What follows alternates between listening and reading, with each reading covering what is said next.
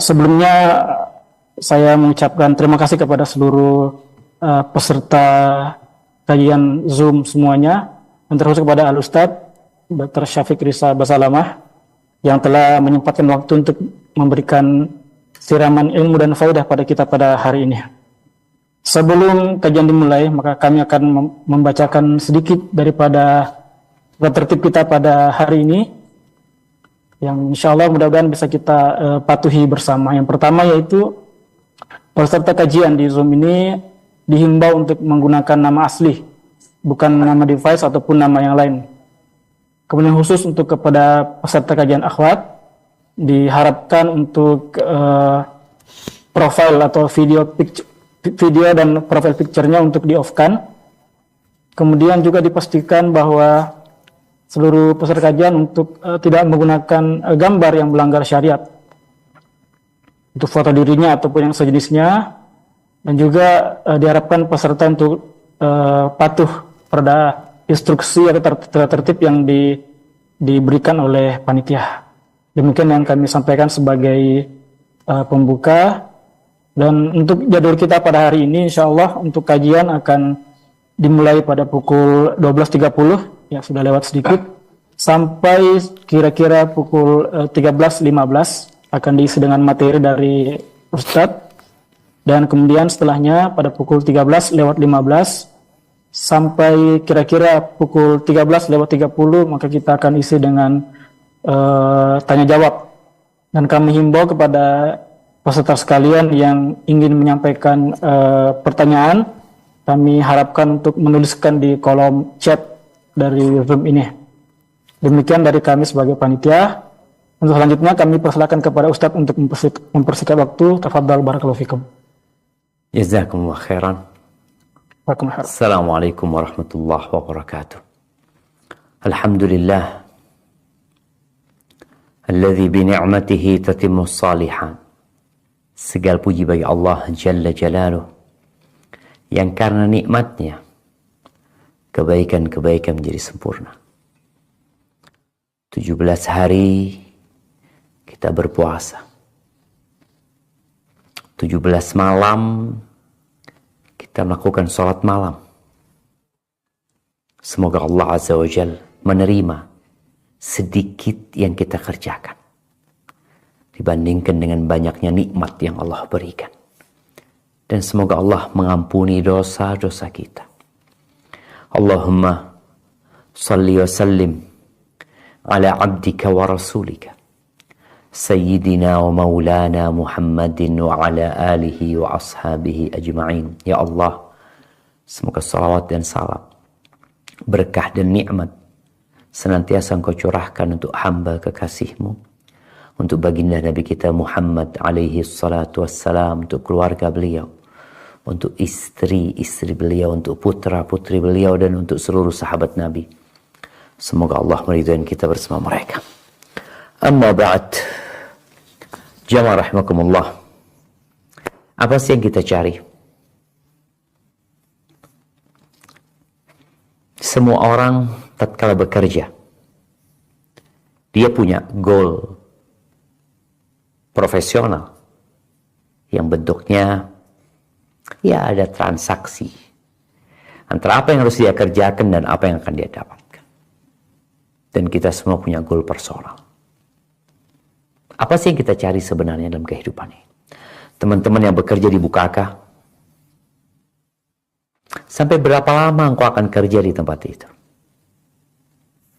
Dan engkau akan mendapatkan apa? Owner kira-kira sampai lama, sampai kapan dia akan menikmati hasil usaha yang dia buat. Ingat, waktu kita tidak lama. A'maru ummati baina 60 wa 70. Umur umatku, kata Nabi SAW, antara 60 ke 70. Maka kita lihat banyak orang di umur 60 udah pensiun. Yang dianggap oleh sebagian orang sudah tidak produktif, diberhentikan. Tapi ketahuilah bahwa sejatinya kita diciptakan di muka bumi ini untuk mengabdi kepada Allah Azza wa Jalla. Kita melewatin Ramadan ini tiap tahun. Tapi ada yang tahun ini nggak ikut Ramadan sekarang. Ada yang mati sebelum Ramadan. Ada yang mati ketika sedang berpuasa. Hari ini di kampus kita satu pegawai, salah satu tukang lah, senior, diberitakan meninggal dunia. Dia belum bisa masuk ke 10 malam terindah. Kenapa? Karena waktunya sudah habis. Jamaah rahimakumullah. Saatnya kita sadar bahwa kita bukan binatang yang diciptakan hanya untuk mencari makan. Kita makan untuk hidup, tapi hidup bukan untuk makan. Ramadan dihadirkan agar prinsip itu diingat kembali oleh manusia. Bukan yang kau makan, kapan tadi makan? Sebelum fajar terbit, kau sahur. Dan kau bisa menahan nafsumu untuk tidak minum air, padahal kau haus. Untuk menahan nafsumu untuk tidak makan, padahal kau lapar. Untuk tidak menghubungi dan menjamah istrimu, padahal dia halal untuk dirimu. Kita bisa nahan diri itu. Sampai kapan? Sampai matahari tenggelam. Ini menunjukkan bahwa manusia yang taat aturan adalah manusia yang sebenarnya. Dan manusia yang tidak taat aturan. Kenapa kalau orang saling memaki ya, kepada para pelanggar, kepada orang-orang yang tidak tahu dengan batasan-batasan, kepada manusia yang tidak beradab dikatakan binatang? Ya, memang itu yang membedakan antara manusia dengan binatang. Manusia dikasih akal, dia bisa berpikir, dia bisa melihat dan memikirkan apa yang dia lihat. Tidak seperti binatang. Subhanallah. Innal ladzina kafaru yatamatta'un wa ya'kulun kama ta'kulul an'am. Sesungguhnya orang-orang kafir itu mereka bersenang-senang hidupnya. Wa ya'kulun, oh mereka berwisata kuliner, mereka makan seperti makannya binatang ternak. Wan naru mathwalahum, neraka tempat mereka. Ahibati fillah, ada sebuah tempat yang kita semua berharap untuk sampai ke tempat itu. Tempat itu indah. Di tempat itu tidak ada tidur. Karena orang tidur itu tidak merasakan nikmat dan kelezatan. Ashabul Kahfi 309 tahun tidur, ketika bangun dan mereka saling bertanya, kam labithum, berapa lama kalian tidur? Yauman aw ba'dha yaum, mungkin sehari. Sehari, bukan sehari semalam, enggak sehari. Atau sebagian lah, enggak banyak. 309 tahun. Di tempat yang dijanjikan Allah itu enggak ada tidur di sana. Enggak ada tua di sana. Enggak ada keriput. Kita tahu orang paling takut dengan ketuaan. Sehingga mereka membuat ya berbagai macam serum anti-aging atau apalah. Dia akan tua. Kalau nggak tua dia akan mati. Di situ tidak ada tidur, tidak ada tua, tidak ada toilet di sana. Nah, nggak ada rumah sakit, nggak ada klinik, nggak ada apotik, nggak ada penjara. Ada rumah sakit tadi disebutkan. Yang ada hanya kesenangan di sana. Kekal dan abadi selama-lamanya. Tapi ada satu tempat juga yang kalau kita salah jalan, ya kita nggak akan sampai ke tempat yang indah tadi. Tempat itu namanya surga dan lawannya namanya neraka. Kita semua akan mati dan semua akan mendapatkan balasan atas apa yang dia kerjakan kelak pada hari kiamat. Kita ini umat Islam, ngapain? Gak makan, menyiksa diri. Ngapain tidak minum, menyakiti diri sendiri? Enggak. Kita sedang menjaga tubuh ini. Ya, agar tidak tersentuh api neraka.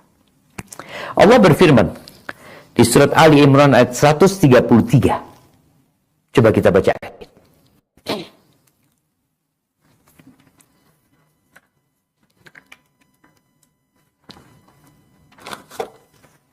A'udzu billahi minasyaitonir rajim. Wasari'u ila maghfiratin min rabbikum wa jannatin 'arduha as-samawati wal ard wa jannatin 'arduha as-samawati wal ardu u'iddat lil muttaqin.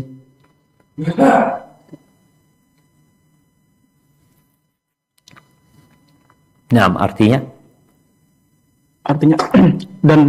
dan bersegeralah kamu kepada ampunan dari Tuhanmu dan kepada surga yang luasnya seluas langit dan bumi yang disediakan orang-orang yang bertakwa.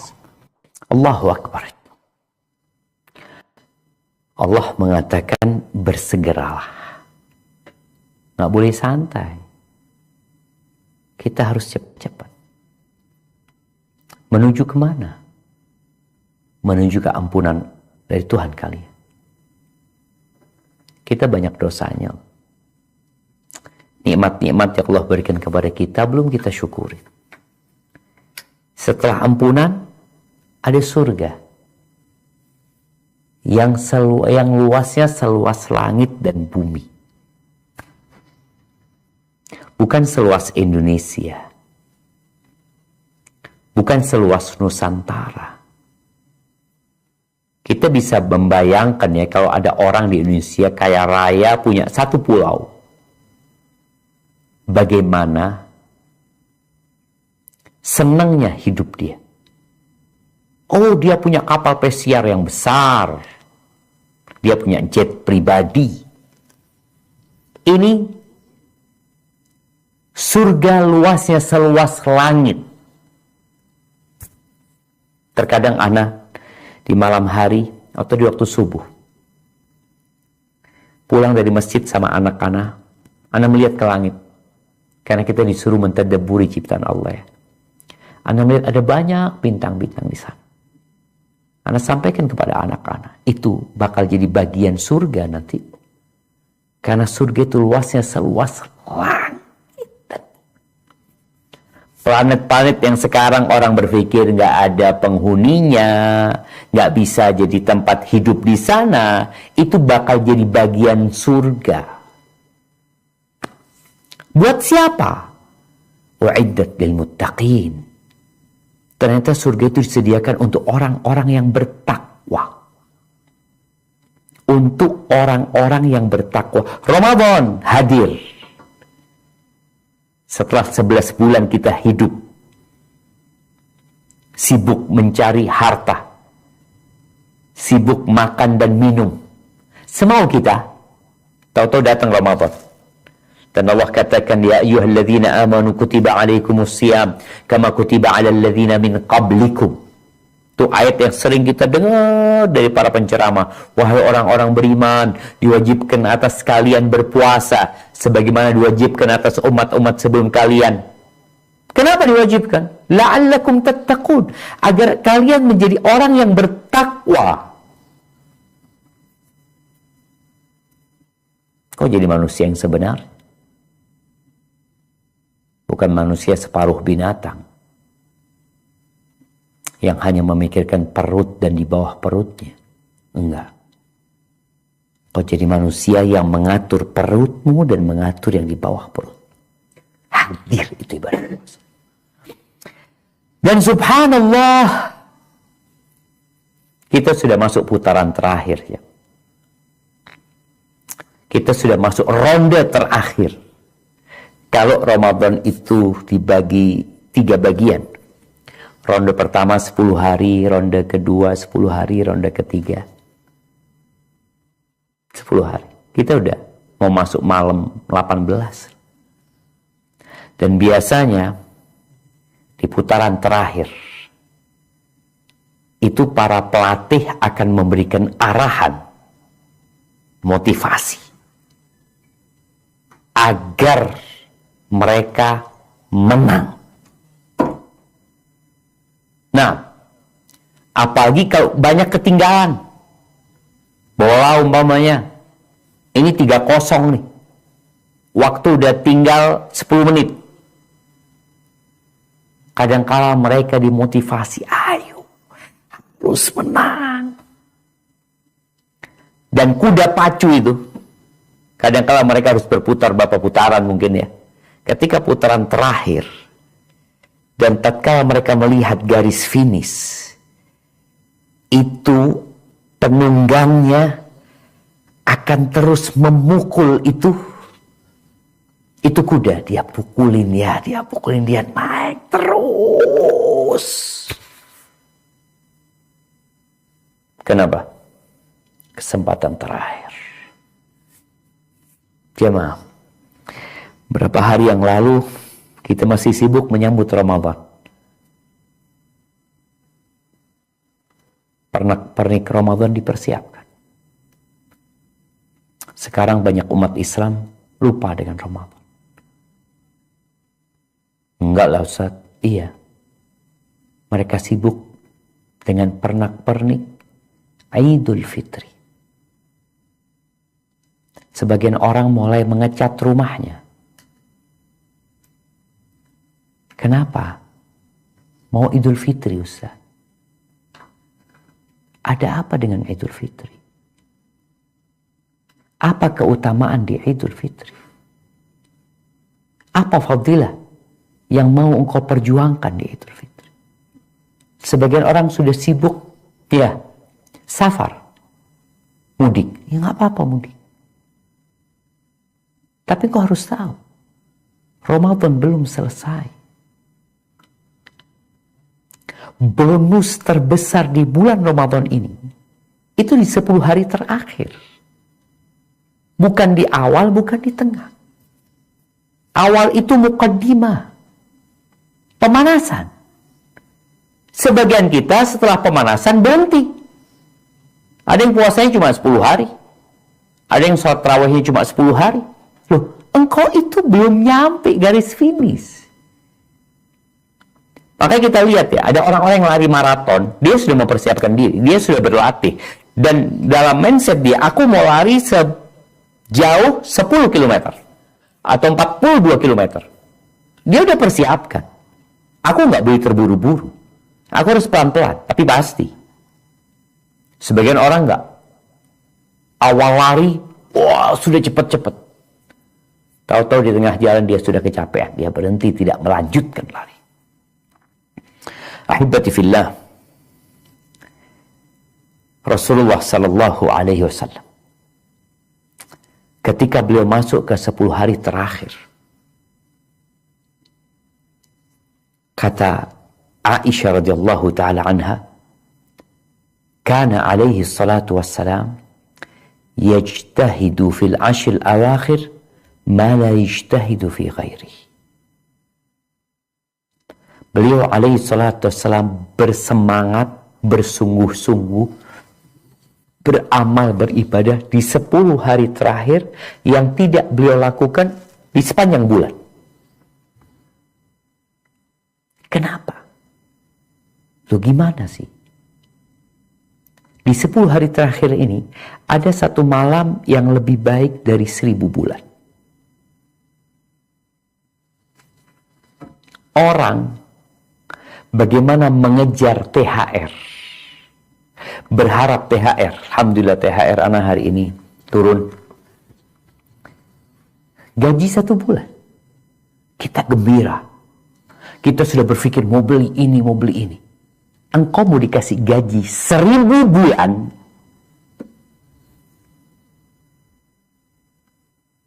engkau nggak pernah rame-rame, nggak pernah membuat perencanaan untuk gaji 1000 bulan.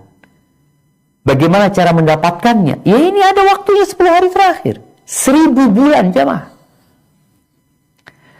Idul Fitri kita akan bicara tentang H-9, H-10, H-7, H-3. Ada H plus nantinya. Tapi untuk Lailatul Qadar, yang Allah Azza wa Jalla mengatakan, Inna anzalnahu fi Lailatul Qadar. Wa ma adraka ma Lailatul Qadar. Lailatul Qadri khairun min alfi syahr. Lailatul Qadar lebih baik dari 1000 bulan. Kau nggak punya perencanaan apa-apa. Malah sebagian kita sibuk di pasar. Sibuk belanja. Ahibati fillah. Kata Aisyah radhiyallahu ta'ala anha. Tentang bagaimana Nabi alaihi salatu wassalam. Yang sudah diampuni dosa beliau yang lalu dan yang akan datang. Tatkala masuk 10 hari terakhir. Idza dakhala al-ashru. Shadda mi'zarahu wa ahya laylahu wa ayqadha ahlahu. Beliau kalau masuk 10 hari terakhir, sarungnya dikencengin. Sarungnya dikencengin sama beliau. Apa maknanya? Ada 2 makna. Yang pertama, beliau meninggalkan istri-istri. Kita tahu di bulan Ramadan, laki-laki nggak boleh menghubungin istrinya di siang hari. Malam boleh. Boleh dia bersenang-senang sama istrinya. Halal. Tapi 10 hari terakhir, beliau tinggalkan istri-istri. Enggak. Beliau nggak hubungin istri. Terus gambaran orang yang mengencangkan sarungnya, itu orang yang sedang hendak melakukan sesuatu. Dengan bersungguh-sungguh. Kan ada orang yang sarungnya melorot, ya. Ini enggak. Ini orang dikencengin sarungnya karena dia mau lari, karena dia mau ngangkat sesuatu, karena dia hendak melakukan aktivitas yang membutuhkan kesungguhan, maka sarungnya dikencengin. Itu yang dilakukan Nabi SAW. Wa ahya laylahu, malamnya dihidupkan dengan ibadah. Bukan belanja di pasar, bukan sibuk jualan. Oh, tapi kan boleh jual. Boleh. Hidup ini pilihan. Surga Allah itu ada banyak tingkatan. Ada 100 tingkatan buat orang-orang mujahidin. Engkau bebas memilih. Ada neraka juga. Engkau bebas milih. Faman sya'a falyu'min wa man sya'a falyakfur. Barang siapa yang mau beriman, monggo, yang mau kafir silahkan. Semua ada konsekuensinya masing-masing. Wa ayqadha ahlahu. Beliau bangunkan keluarganya. Ini prinsip yang kadang-kala di 10 hari terakhir jadi hilang. Orang sibuk kuliner, setiap habis asar berburu berbuka, berburu takjil. Dia sibuk memenuhi perutnya. Sibuk dengan tontonan-tontonan yang menyenangkan. Ahibati fillah. Ada satu malam yang lebih baik dari 1000 bulan. Yang kata Nabi SAW, Man hurima khairaha faqad hurim. Yang dihalangi, akhirnya nggak dapat Lailatul Qadar. Ini orang terhalang dari kebaikan. Jadi gimana tidak? Dikasih gaji 1 bulan aja seneng dia. Dikasih gaji 1000 bulan, dia nggak cari. Masalahnya memang bukan di dunia. Iya. Dunia ini mau ditinggalin. Apa gunanya kalau engkau dikasih uang 1 triliun? Nih teman-teman yang kerja di Buka, kalau gaji sebulan 10 juta. 10 juta. Dia dapat gaji 1000 bulan, dia dapat gaji 10 M. Apa gunanya? Engkau akan tinggal. Sebagaimana kita lihat orang-orang yang terkaya di muka bumi ini mati. Maka Allah katakan, wa innama tuwaffawna ujurakum yaumal qiyamah. Kalian akan disempurnakan pahala yang Allah janjikan itu kelak pada hari kiamat. Engkau cuma mau 70 tahun hidup di dunia. Beliau bangunkan keluarganya. Siapa aja yang bisa bangun, beliau bangunkan. Alaihi salatu wassalam. Sufyan Tsauri rahimahullahu ta'ala, beliau mengatakan, ahabbu ilayya idza dakhala al-ashr al-awakhir, yang aku lebih sukai kalau masuk 10 hari terakhir, ayatahajjad bil-lail. Orang itu tahajud di malam hari. Kita lihat tarawih yang biasa itu habis isya. Dia mengatakan 10 hari terakhir ya lebih malam lah. Atau engkau mau tarawih silakan, malamnya engkau sholat lagi. Wa ijtahid fi. Dan dia sungguh-sungguh. Sungguh-sungguh, ini kadang-kadang kita ngantuk, capek Ustaz. Yang bekerja capek lelah, ya. Bismillah. Engkau mungkin perlu minum vitamin-vitamin. Ana sudah ngomong sama istri Ana. Ana minta tiap malam bikinin kopi. Iyalah. Orang kan kadang-kadang malam hari mau minum kopi, aduh takut nggak bisa tidur. Ini waktunya nggak tidur. Kalau engkau mau begadang, ini waktunya 10 hari terakhir. Bukan begadang di pinggir jalan, bukan begadang di alun-alun, bukan begadang di mall, bukan begadang di rumah, di depan televisi, tapi begadang di rumah Allah Azza wa Jalla, atau begadang di dalam kamarmu, di atas sejadahmu. Wa yunhid ahlahu wa waladahu lis-salah. Bangunkan keluarganya, bangunkan anak-anaknya untuk sholat. Bahkan untuk hasil yang maksimal, beliau itu tinggalkan rumahnya, iktikaf. Beliau masuk tempat iktikafnya itu malam 21. Dan baru keluar malam Idul Fitri. Bayangin ya. Nggak kerja. Orang itu dikasih cuti. Berapa banyak ya? 9 hari? 13 hari? Adalah cuti diberikan. Ada masa kita libur bekerja. Untuk bersenang-senang. Ya, ini salah satu waktunya untuk bersenang-senang. Nabi SAW meninggalkan keluarganya. Meninggalkan rumahnya.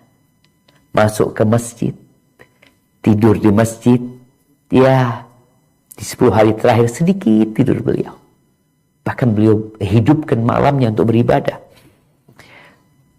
Kenapa? Ya kalau di rumah masih banyak kesibukan.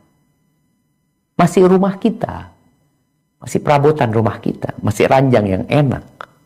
Tapi kalau di masjid apa adanya. Maka masjid-masjid yang mengadakan iktikaf, tolong jangan memberikan fasilitas untuk tidur yang enak. Tapi sediakan fasilitas untuk ibadah yang nyaman. Ingat, bukan untuk tidur yang enak, bukan untuk makan yang enak, bukan untuk istirahat yang enak, tapi untuk beribadah yang khusyuk. Bagaimana pihak DKM masjid menyediakan masjid itu untuk jadi tempat ibadah yang khusyuk, orang itu nyaman, nggak terganggu, menyendiri. Nabi alaihissalatu masuk tendanya menyendiri beliau alaihissalatu, nggak diganggu sama orang. Bagaimana orang itu malam hari bisa nggak tidur? Disediakan gorengan, makanan. Udah. Bukan waktunya makan lagi. 10 hari. Makan secukupnya. Kata Nabi SAW, Ma mala'a adamiyun ri'a'an syarran min batan. Nggak ada wadah yang lebih buruk yang dipenuhi oleh manusia daripada lambungnya, perutnya. Cukuplah kau makan beberapa suap yang membuat punggungmu tegak. Bisa sholat tegak. Bisa duduk gak bersandar. Luqaymat yuqimna biha sulbah. Kadangkala pihak masjid ya, pihak masjid sudah menyediakan makanan lah. Tapi jamaah yang iktikaf, ya Allah makanannya kurang zen. Mungkin bisa dimodifikasi, pakai ini, pakai ini, pakai ini. Tuh lihat gambarnya, mau kayak gitu makanannya. Kita mau fokus ibadah. Makan cukup lah. Kalau harus makan enak ya sepertiga buat makan, sepertiga buat minum, sepertiga buat nafas. Para salafus saleh melanjutkan Nabi SAW. Istri-istri Nabi iktikaf setelah Nabi SAW meninggal dunia. Di masjid, nah. Wanita boleh iktikaf di masjid, boleh. Engkau baca Quran, hatam kenal Quran. Sama artinya. Hatam. Kalau bisa, ya 10 hari engkau hatam 1 kali. Berarti tiap malam 3 juz. Kalau bisa lebih, tiap malam 10 juz. Jadi 3 malam engkau sudah hatam. Kayaknya susah, Ustaz. Antum kalau lihat para salafus saleh, ada yang tiap malam hatam. Ada yang 2 kali hatam dalam sehari dan semalam. Qatadah bin Da'mas Sadusi rahimahullahu ta'ala, dia menghatamkan Al-Quran tiap 7 malam. Sebelum masuk bulan Ramadan. Masuk bulan Ramadan tiap 3 malam. Masuk 10 hari terakhir, khatama fi kulli lailatin marah. Tiap malam hatam. Dan subhanallah ya, di malam-malam yang penuh harapan untuk menjadi malam yang lebih baik dari 1000 bulan, itu mereka berusaha untuk pakai baju yang bagus. Mereka pakai parfum. An-Nakhai dikatakan tiap malam di 10 hari terakhir dia mandi jamaah dan pakai parfum. Anas bin Malik radhiyallahu taala anhu ketika malam 24 dia mandi, dia pakai satu setel baju yang indah. Kemudian kalau pagi dia lempit bajunya, dia tata, dia pakai lagi tahun depan. Baju itu khusus dia gunakan untuk malam-malam yang diharapkan Lailatul Qadar. Ayub As-Sikhtiyani, beliau biasa mandi di malam 23, malam 24, dan dia pakai baju, satu setel baju yang baru, kemudian dia pakai dupa di baju. Benar-benar mau ibadah khusyuk. Dan masih banyak cerita yang lain. Ahibati fillah. Ya, bagaimana tidak ya? Di malam hari yang diharapkan Lailatul Qadar. Ustaz, kan kita nggak tahu Ustaz malam berapa. Itu karena kita nggak tahu, udah tiap malam aja yang kau ibadah.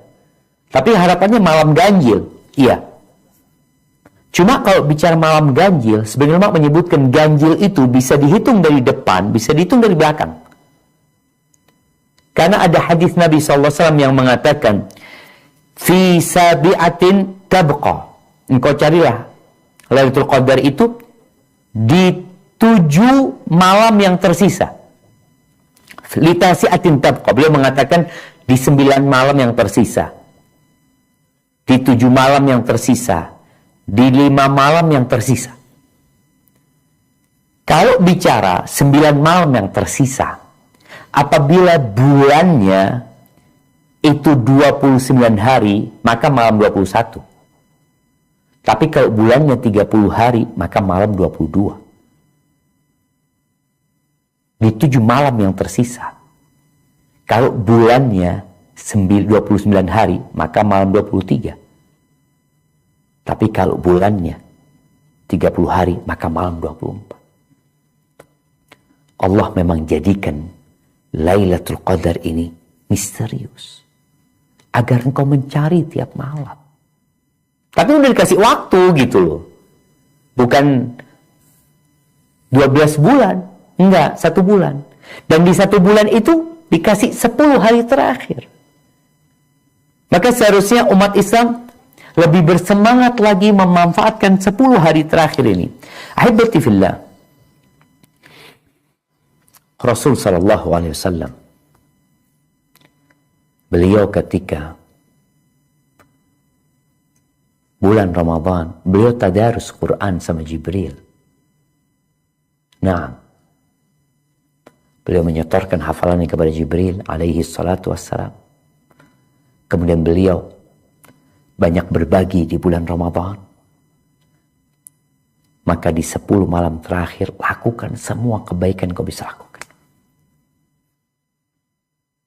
Yang cuma sholat dari jam 8 sampai jam 9, ya, 1 jam itulah yang akan dilipat gandakan lebih baik dari 1000 bulan. Yang di malam itu dia berzikir. Dia baca Quran. Nggak tidur. Tidur sedikit. Terus dia lanjutkan jam. Maka kebaikan-kebaikan yang dia lakukan itu akan dilipat gandakan lebih baik dari 1000 bulan. Dan doa. Orang puasa itu punya doa mustajab. Apalagi di malam Lailatul Qadar, tatkala malaikat-malaikat turun ke muka bumi ini. Jibril juga turun. Aisyah radhiyallahu ta'ala bertanya kepada Nabi alaihi salatu wassalam, Ara'aita in alimtu ayya lailatin lailatul qadar. Wahai Rasulullah, gimana kalau aku tahu malam Lailatul Qadar? Apa yang harus aku lakukan? Kata Nabi SAW, Quli, apa yang harus aku baca? Ya. Apa yang harus aku pinta? Kata Nabi SAW, Quli, katakan, Allahumma innaka afuun, tuhibbul afwa fa'fu anni. Ya Allah, sesungguhnya Engkau cinta dengan maaf. Engkau afu, Engkau maha pemaaf. Engkau cinta dengan maaf, maafkan aku. Maka tolong yang masih punya dendam kepada saudaranya, malulah ketika kita berdoa mengatakan Allahumma innaka afu, ya Allah Engkau maha pemaaf, tuhibbul afwa, Engkau cinta maaf, maafkan aku. Lalu kita mengatakan tidak ada maaf buat orang-orang yang pernah menyakiti kita. Tidak pantas. Man qama lailatul qadri imanan wa ihtisaban ghufira lahu ma taqaddama min dhanbi. Barang siapa yang di malam Lailatul Qadar itu bangun sholat karena iman dan berharap pahala, maka dosa-dosa dia yang lalu akan diampuni. Yang bisa sholat, sholat. Bagi yang terhalangi nggak bisa sholat, buat emak-emak yang mungkin datang bulan, maka usahakan kau memperbanyak istighfar. Baca doa Allahumma innaka afuun. Kau masih bisa berzikir, kau masih bisa berdoa, kau masih bisa membaca Al-Quran tanpa menyentuh mushaf. Kau bisa melakukan semua kebajikan. Dan usahakan kita benar-benar bertobat kepada Allah Azza wa Jalla dengan taubatan nasuha, agar kita mendapatkan malam yang lebih baik dari 1000 bulan. Mungkin sebenarnya orang mengatakan kayaknya malam ini Lailatul Qadar. Dia lihat tanda-tandanya kok kayaknya malamnya hening, terang benderang. Ya. Boleh jadi malam 21. Tapi malam 23 kau lihat loh, ini lebih terang dari yang kemarin. Maka carilah Lailatul Qadar tidak dengan kira-kira. Sepertinya malam ini, tapi usahakan full 10 malam terakhir. Kalau dikatakan kepadamu, di depanmu ada 10 amplop. Salah satu amplop isinya $1.000 Singapura. Fadhal, engkau ambil yang mana? Ketika dia ngambil yang nomor 3, boleh jadi dapat, boleh jadi enggak. Tapi ketika dia angkut semuanya, dia buka satu persatu, salah satunya pasti ada $1.000. Dan kalau kita setiap 10 malam itu fokus beribadah, pasti ada di salah satunya Lailatul Qadar. Karena memang Allah Azza wa Jalla mengatakan inna anzalnahu fi lailatul qadar. Dan Al-Imam Syafi'i menyebutkan, aku suka ya orang-orang itu bersungguh-sungguh di pagi harinya seperti di malam harinya. Jangan malam hari ibadah, pagi akhirnya tidur sampai nunggu maghrib ya. Jangan. Itulah jamaah, semoga kita bisa bersemangat, bersungguh-sungguh, dan di sisa waktu sebelum masuk 10 hari terakhir berusaha untuk berdoa memohon kepada Allah agar diberi semangat, hidayah, petunjuk, bimbingan agar kita bisa memanfaatkan Lailatul Qadar. Dan buat perencanaan yang matang. Kalau kiranya engkau mati sebelum masuk Lailatul Qadar, sebelum masuk 10 hari terakhir, insya Allah udah dicatat sebagai amal soleh di dalam catatanmu, dan kau akan mendapatkannya dalam timbangan kebaikan kelak pada hari kiamat. Itu yang dapat Anda sampaikan. Kurang lebihnya mohon maaf. Mungkin kita masuk ke sesi tanya jawab. Anda kembalikan ke moderator atau ke host kita. Jazakumullah khair. Jazakumullah khair, Ustaz. Ustaz, untuk mempersingkat waktu, kami akan membacakan pertanyaan telah masuk. Dan walaupun yang ingin bertanya secara langsung, silakan mengaktifkan fitur raise hand di Zoom ini. Ustaz, untuk pertanyaan yang masuk, kita akan baca. Bismillah. Semoga keberkahan terlimpah kepada Ustadz. Mau bertanya, untuk perempuan, apakah lebih baik menghidupkan malam dengan itikaf di masjid atau sebaliknya dia beribadah di rumah? Jazakumullah khairan. Halo Ustadz. Barakallahu fiik. Naam. Untuk perempuan, mana yang lebih utama bagi dia? Iktikaf di masjid atau beribadah di rumahnya? Kalau kita melihat istri-istri Rasul sallallahu alaihi wasallam, mereka meninggalkan rumahnya. Mereka ke masjid. Tapi jangan sampai dia meninggalkan rumahnya lalu dia melantarkan kewajiban-kewajiban dia sebagai istri dan sebagai ibu. Kalau Aisyah radhiyallahu taala anha atau Hafsah atau Zainab radhiyallahu taala anhunna atau Saudah, mereka iktikaf di masjid, suaminya memang iktikaf. Di rumah nggak ada orang kecuali mereka. Mereka nggak punya anak, nggak ada kesibukan di rumah untuk melayani suaminya, untuk mendidik anak-anaknya.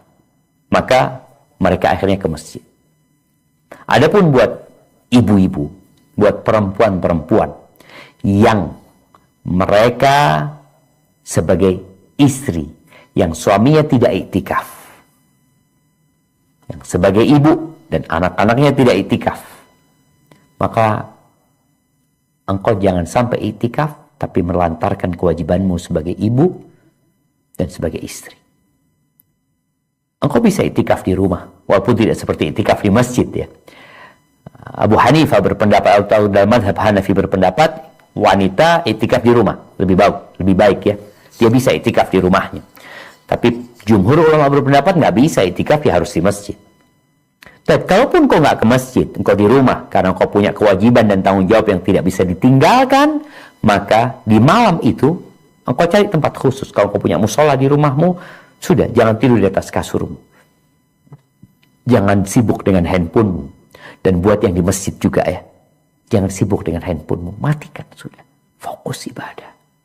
Ketemu dengan handphone nanti setelah 10 hari terakhir. Bisa? Ya, kalau mau bisa. Barakallahu fikum. Nah. Baik, jazakumullah khairan Ustaz untuk jawabannya. Tadi sepertinya ada yang angkat tangan ya. Sudah hilang resennya. Oke. Baik, kalau nggak ada yang bertanya, saya akan bertanya Ustaz. Bentar, ada pertanyaan Ustaz. Kita bacakan saja yang dari peserta. Dari Bu Rahma Azkailah. Izin bertanya Ustaz. Ustaz, Allah menyukai hamba mengambil rukhsah. Bagaimana sebaiknya dengan rukhsah puasa Ramadan? Di mana sebaiknya kita beribadah Ramadan dengan maksimal? Apakah rukhsah tersebut lebih baik diambil atau tidak? Adakah Rasulullah mengambil rukhsah tersebut? Rukhsah nggak puasa maksudnya, dia musafir mungkin ya?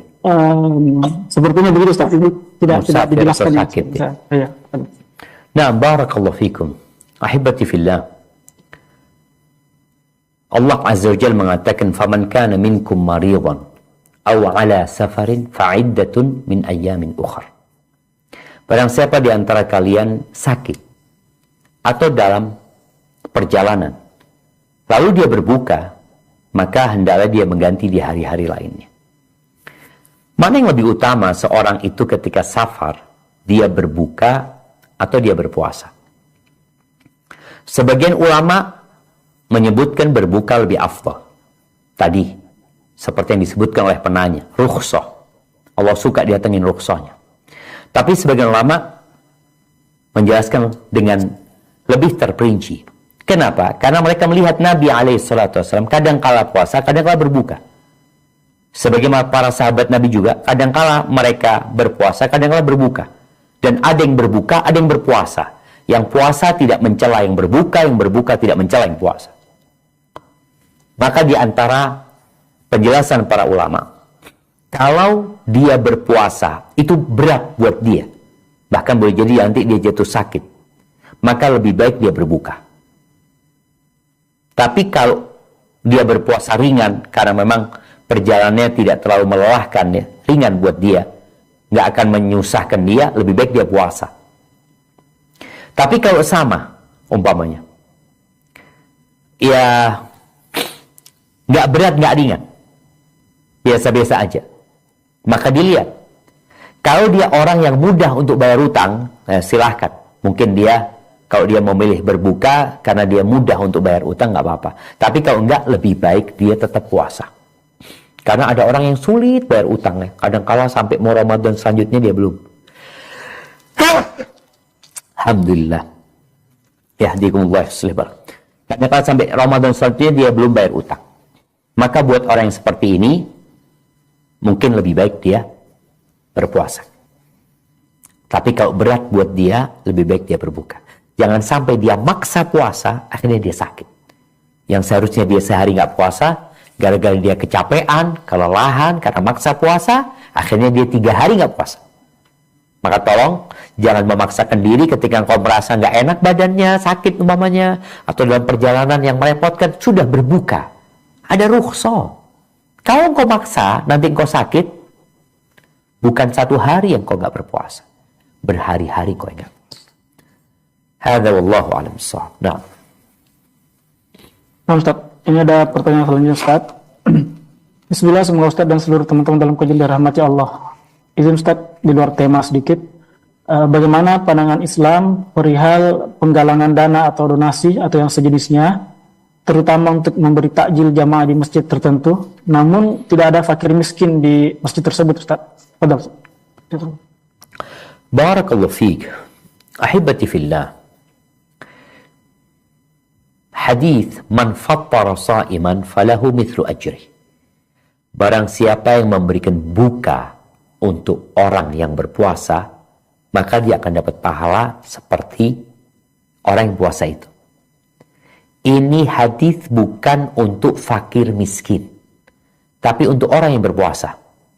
Seperti yang kita lihat di Masjidil Haram, di Masjid Nabawi. Tiap hari ada pembagian berbuka. Dibagikan berbuka buat orang-orang ini. Kadang-kala ini bos, orang kaya raya duduk di sana dikasih berbuka. Memang kalau bicara pemberian berbuka itu bukan untuk fakir miskin. Beda sama zakat yang dikhususkan untuk fakir miskin. Jadi bagi mereka yang mengumpulkan donasi untuk berbuka umpamanya, karena memang untuk memberikan berbuka kepada orang-orang yang puasa, ya silahkan. Nggak ada masalah, tapi kalau tidak dibutuhkan jamaah.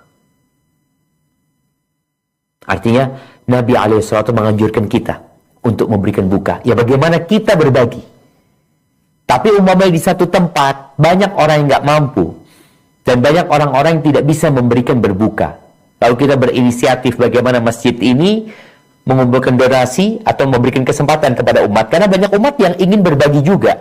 Dia ingin memberikan buka, cuma nggak tahu kemana dia hendak memberikan hartanya. Lalu kita memberikan kesempatan kepada mereka, kita memfasilitasi untuk membagikan kepada masyarakat. Mungkin di situ ada fadilah juga buat kitanya.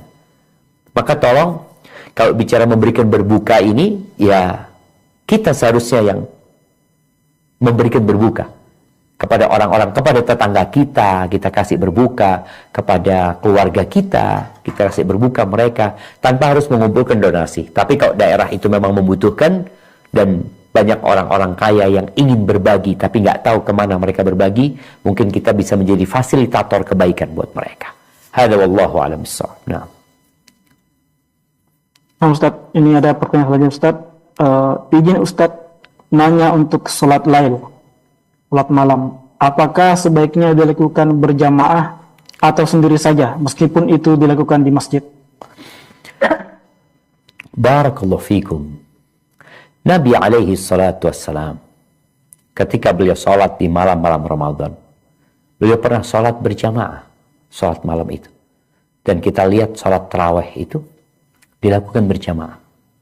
Dan di masa Umar bin Khattab radhiyallahu anhu, Umar akhirnya mengumpulkan orang untuk sholat berjamaah dengan satu imam. Yang sebelumnya mereka sholat berjamaah, tapi imamnya beda-beda. Maka kalau dikatakan mana yang lebih utama, sebagian ulama lebih menganjurkan untuk berjamaah khusus untuk bulan Ramadan. Mereka menganjurkan untuk dilakukan dengan berjamaah. Tapi mungkin ada orang yang mengatakan, Ustaz, kalau anak berjamaah di masjid anak itu cepat-cepat, Ustaz. Ya udah, kau sholat sendiri. Jadi, fadilah tempat, fadilah kondisi, yang lebih diutamakan adalah fadilah ibadah itu sendiri, kekhusyuan itu sendiri, kualitas ibadah itu, bukan tempatnya. Umpamanya kita kalau di masjid, ana bisa banyak sholatnya Ustaz, tapi nggak khusyuk karena cepat-cepat. Ana kalau sholat sendiri, alhamdulillah, ana bisa baca satu juz pelan-pelan, dan setiap ruku ana bisa panjang rukuknya, ketika sujud ana bisa berdoa, benar-benar menikmati. Antum sholat sendiri aja. Lebih utama memperhatikan kualitas ibadah daripada kualitas tempat dan tadi jamaah umpamanya. Seperti itu. Hadza wallahu a'lam bissawab. Nah. Baik Ustaz, untuk pertanyaan selanjutnya, Afwan Ustaz mau bertanya, apakah ada perbedaan pahala yang didapatkan saat memberikan makanan berbuka untuk orang yang soleh dengan orang yang atau orang awam? Demikian Ustaz. Masya Allah, barakallahu fikum. Nah, ahibati fillah, ketika berbicara kita membagikan harta kepada orang yang soleh dan orang yang tidak soleh, kira-kira lebih utama mana? Tentunya memberikan kepada orang soleh. Kenapa? Makanan yang kita berikan umpamanya akan dia gunakan untuk sholat, akan dia gunakan untuk beribadah, untuk baca Quran. Jadi kita memberikan sesuatu yang manfaatnya lebih banyak. Ketika orang itu nggak soleh, ya hanya untuk makan, selesai. Dia nggak akan sholat tarawih, dia nggak akan sholat malam. Ya. Maka semakin uang yang diberikan, harta yang dibagikan, manfaatnya lebih banyak buat orang yang mendapatkannya, insya Allah kita akan mendapatkan fadilah lebih. Maka kita perlu perhatian sama orang-orang soleh. Bagaimana mereka ibadahnya lebih nyaman lagi umpamanya. Kayak antum kasih sejadah. Kasih sejadah kepada orang biasa sama orang soleh. Orang biasa, sejadahnya mungkin ditaruh aja sama dia. Orang soleh dibuat sholat terus sampai lecek. Kalau antum ke rumahnya orang yang nggak soleh, Masya Allah sejadahnya masih bagus. Tapi kalau tempat orang soleh sejadahnya sudah, karena sering dipakai. Maka kembali kepada manfaat dari sedekah yang kita berikan tadi. Jadi semakin bermanfaat buat orang itu mendekatkan diri kepada Allah, maka insya Allah kita akan mendapatkan fadilah yang lebih. Ya. Hadza wallahu a'lam bissawab. Nah. Abang Ustaz, jika diizinkan ini pertanyaan terakhir mungkin. Tafadhol. Nah. Terkait dengan kegiatan iktikaf, ahsannya dimulai jam berapa Ustaz? Terus lagi kalau iktikafnya di rumah untuk ibu-ibu ini Ustaz. Barakallahu fikum. Nah, ahibati fillah. Ada iktikaf yang full. Ada yang iktikaf harian. Kalau iktikaf full itu dimulai, masuknya itu ketika atau sebelum matahari terbenam malam 21.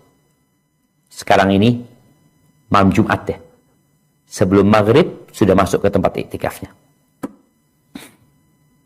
Keluarnya kapan? Malam Idul Fitri. Setelah tenggelam matahari Ramadan, lahir hilal Syawal, pulang. Ini yang full. Kalau yang harian, ya mungkin dia itikafnya, anak kayaknya nggak bisa, itikafnya cuma malam hari aja Ustaz. Fadhol.